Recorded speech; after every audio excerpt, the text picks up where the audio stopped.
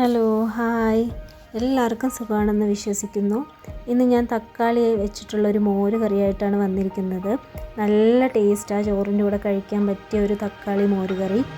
അപ്പം അതിന് വേണ്ടിയിട്ട് എന്താ നമ്മൾ ചെയ്യുന്നത്, എങ്ങനെയാണ് അത് ഉണ്ടാക്കുന്നത് എന്നൊക്കെ നമുക്ക് ഈ വീഡിയോയിൽ കൂടെ നോക്കാം.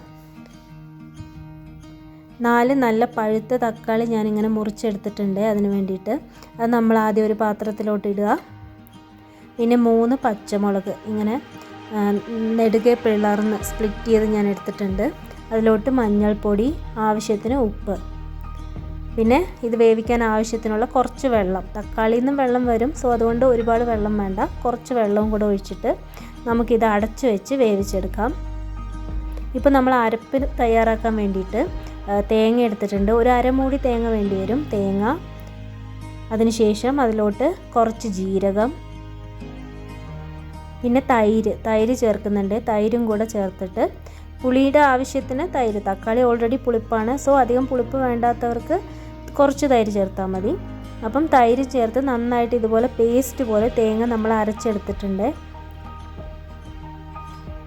തക്കാളി പച്ചമുളക്, ഉപ്പ്, മഞ്ഞൾപ്പൊടി എല്ലാം ചേർത്ത് വെന്തിരിക്കുവാണ്. ഇതിലോട്ട് നമ്മൾ ഈ അരപ്പ് ചേർത്ത് കൊടുക്കുകയാണ്. ഈ അരപ്പ് ചേർത്തതിന് ശേഷം നമുക്ക് നന്നായി ഒന്ന് ഇളക്കി കൊടുത്ത് ടേസ്റ്റ് നോക്കിയിട്ട് നമുക്ക് അപ്പം തന്നെ സ്റ്റവ് ഓഫ് ചെയ്തേക്കാം. കാരണം തൈരൊക്കെ ചേർക്കുന്ന മോരുകറി ആയതുകൊണ്ട് നമുക്ക് തിളയ്ക്കണമെന്നില്ല. അരപ്പ് ചേർത്തതിന് ശേഷം നമ്മൾ ജസ്റ്റ് ഒന്ന് ടേസ്റ്റ്, ഉപ്പ് വേണമെങ്കിൽ ആവശ്യത്തിന് ആഡ് ചെയ്ത് കൊടുക്കാം, അല്ലെങ്കിൽ നിങ്ങളുടെ ടേസ്റ്റിന് അനുസരിച്ചിട്ട് കുറച്ചും കൂടെ തൈര് ചേർക്കാം. ഓരോരുത്തരുടെ ടേസ്റ്റിനനുസരിച്ചിട്ട് അത് ചേർത്ത് കൊടുത്തതിന് ശേഷം നമുക്ക് സ്റ്റവ് ഓഫ് ചെയ്യാം. കുറുകിയിരിക്കുന്ന മോരുകറി ഇഷ്ടമുള്ളവർക്ക് അങ്ങനെ, കുറച്ച് ഒന്ന് ലൂസായിരിക്കണം കറി എന്നുള്ളവർക്ക് അങ്ങനെ കുറച്ച്.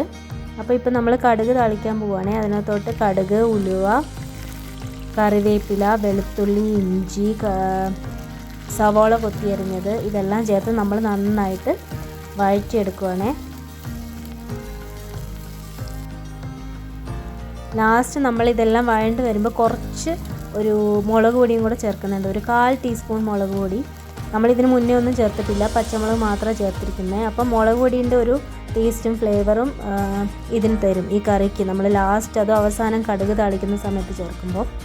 അപ്പം നല്ല ടേസ്റ്റി ആയിട്ടുള്ള തക്കാളി വെച്ചിട്ടുള്ള മോര് കറി ഇവിടെ റെഡി ആയിട്ടുണ്ട്. എല്ലാവരും ട്രൈ ചെയ്ത് നോക്കണം. നല്ല ടേസ്റ്റാണ്, ചൂട് ചോറിൻ്റെ കൂടെയൊക്കെ ഒഴിച്ച് കഴിക്കാൻ നല്ല ടേസ്റ്റായിരിക്കും.